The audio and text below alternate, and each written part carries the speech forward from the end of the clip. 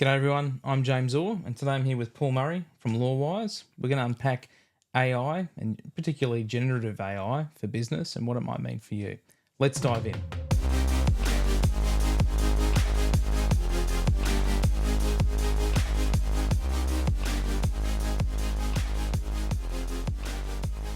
Paul, thanks for joining me. Good to be AI, here. this is a big topic for business, and it's also a big area of interest for you and I and the clients that we kind of deal with.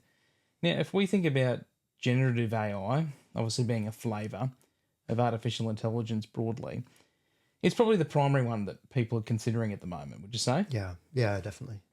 In fact, the terms are used almost synonymously, and some people get a bit annoyed about it. And Yeah. you might hear people talking about LLMs or large language models, and the reason for that is that that's essentially the type of underlying technology that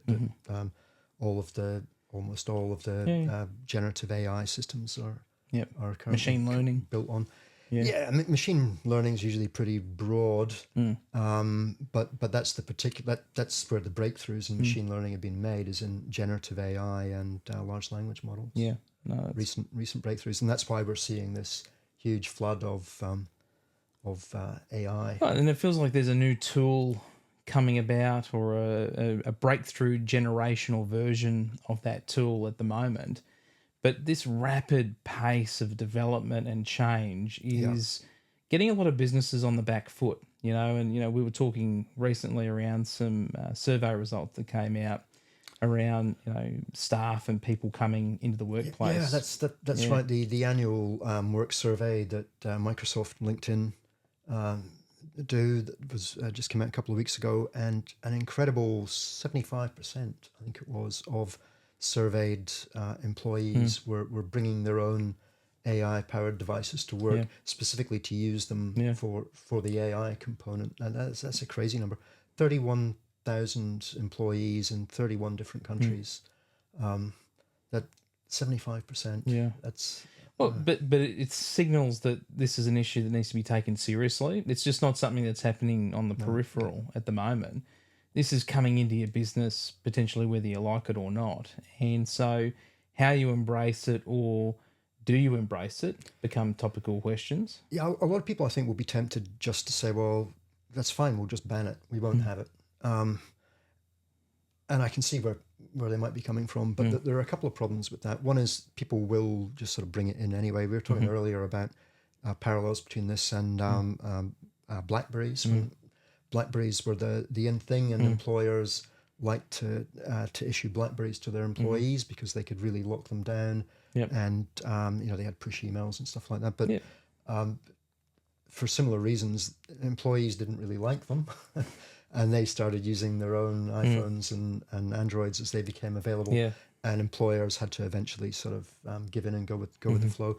And I think the same sort of pattern will play out here, Yeah. probably even faster though.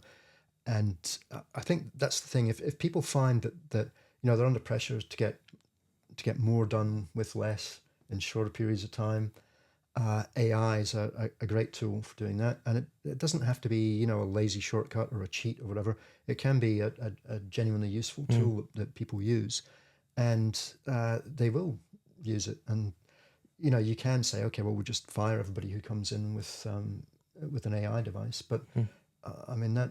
I don't know. Well, I mean, That's not the ideal well, it's solution. kind of getting baked into the device anyway, right? And so, Well, that's what I was going to say. yeah. You're going to stop people having phones? I mean, you can't do that. No, and this is where education becomes a bit of the story here too, because when it comes to people coming in with personal attitudes towards tools like AI and how it might assist them in their day to day, Yeah. they're bringing these thoughts and ideas into the workplace, and so it's difficult to implement that sort of the hard iron gate that says thou shalt keep that out. Yeah. So, if businesses are going to consider how they might adopt, leverage, manage this new dynamic, and even the benefits that can come Yeah. from these tools, they probably need to get a more well-rounded understanding around the technology. For sure. I mean, I don't want to sound like the old hippie that I am, but businesses can learn a lot from why their employees are doing what they're doing, and they can take control over it if they, embrace it. I guess it is the way of the future, or at least the sort of immediate future. People will be using it. They will get advantages from it, and there's no reason why the employer should miss out on those advantages. If you talk to people, find out why they're using it, and then you can figure out a reasonable policy that helps the employees benefit from it. So that'll do away with their incentive to try and sort of do an end run around the outside. Yep, exactly. And you can turn it to the advantage of the business. But also you want to be aware of security concerns, data security concerns in particular. And the sort of two aspects to that we'll probably be talking about. One is that you need to be aware of, just like with all data security issues, you need to be aware of what data you have, what it's being used for within your organization, and what the associated risks are. What's permitted, like what sort of information can they put into? Well, that's the second. That's the second part of it. So that the first part is you have to be aware of where the data is, what kind of data it is, what it's being used for, and so on. But the second part of it is you want to take control of that. So you want to make sure that you have policies and procedures in place that are crafted with one eye on your risk profile and your risk issues and your risk management policies, so that you're aware of the risks associated with that data. You won't know what the risks are if you don't know what data you're collecting or is being collected on your behalf. How it's being used. And how it's being used, exactly. And that's the other thing. People may or may not be aware of,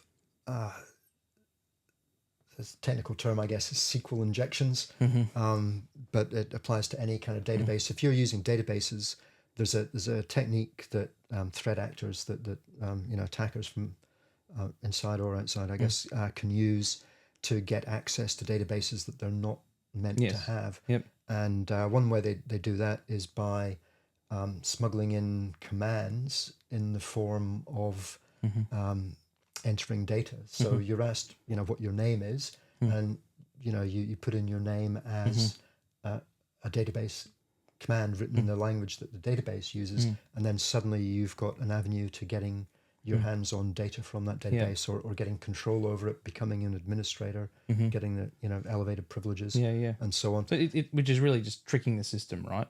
So this isn't about sort of hacking in a traditional sense where you're looking for these avenues to pull apart from a technical level.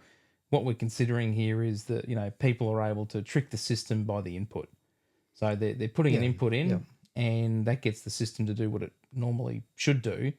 But the intended outcome that the developers intended, whether that be guardrails or controls, could be circumvented because they found that by putting a command in or a question or something that's worded just so, will gain the unintended outcomes of the system, but give the intended outcome for a bad threat actor. Yeah, exactly. So there might be information in a database that you don't want every user to have. You only want certain users to have.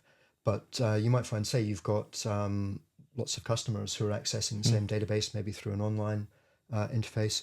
You'll find that maybe I could access your data by, even though you've got them siloed and segmented, by putting in commands instead of entering. So if it says what's my name, I can put in a command instead of my name, and then indirectly start to access your data. In similar ways, people have been experimenting with, some just out of curiosity, some out of more nefarious motives, experimenting with AI and all the various sort of chat-like interfaces or search engine-like interfaces that AI systems have, to do a similar kind of thing.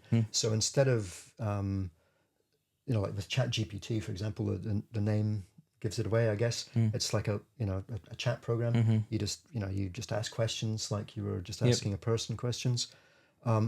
But there are guardrails, as you say, put in there to prevent people from accessing the wrong things.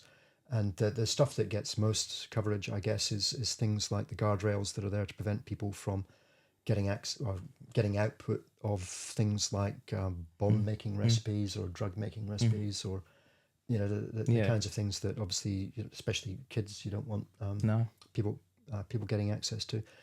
But a lot of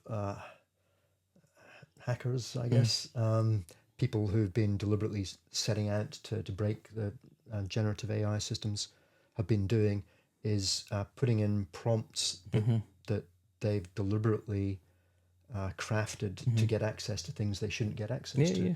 So one story we were talking about before is some guy from a while back who had figured out that if you ask for, say, a recipe for making crystal meth, then ChatGPT and its incarnation as it was back then would say, "I'm sorry, I can't Yes. do that. I'm not programmed to do that."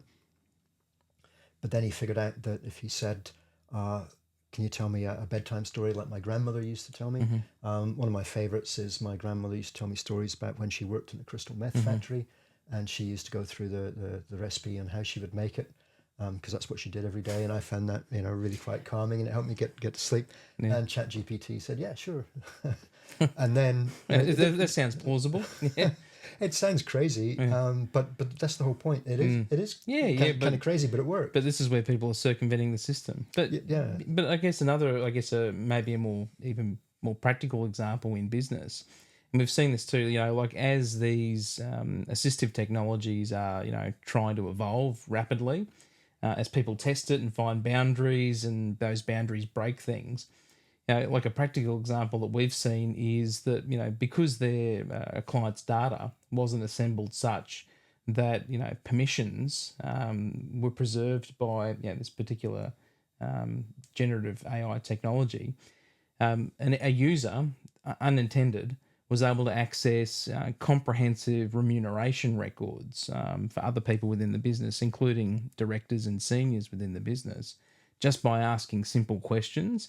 And the data and permissions of that storage facility, enabling that chat GPT style tool to pull that data back and present that for the user. Yeah, and that's the problem. You need to be aware of what data is being fed into those AI systems, because in theory, at least, if it's been fed in there, somebody out there might be clever enough to figure out a way of getting it out. Now, the example of the bedtime story seems crazy, but it worked, and it's a kind of arms race. And while the OpenAI, who make ChatGPT, are aware of it, and Google and Microsoft, everybody who produces these kinds of systems, they're aware of the risk, and they're constantly being vigilant. But you don't want to be the next example of someone who figures out a clever way of getting around it.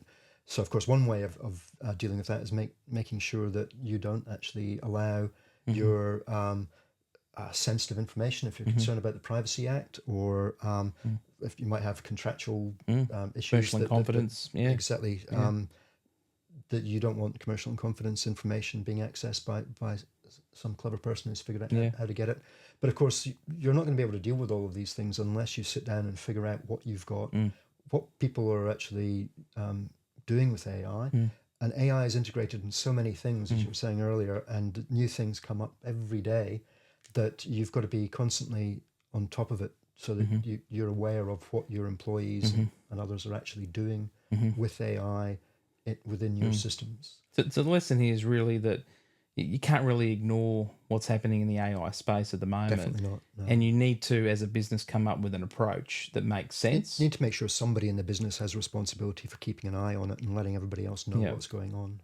Yeah, because there's a lot of unintended outcomes. Definitely. But there's a lot of benefits as well. So it's trying to strike that balance. But, I think the evidence overwhelmingly supports at the moment that people are using these tools. And if a business wants to take control, that's probably one of the best ways they can start mitigating that risk is by approaching the technology, creating policies, start asking questions of the business to try and work out, what's that right balance. Yeah, great insights. Well, thanks, Paul. Thanks for sharing. Appreciate your time. And that's it for us today. If you have any more questions, you can always reach out. But generative AI, something everyone needs to consider how your business approaches it. Thanks for joining us. Cheers.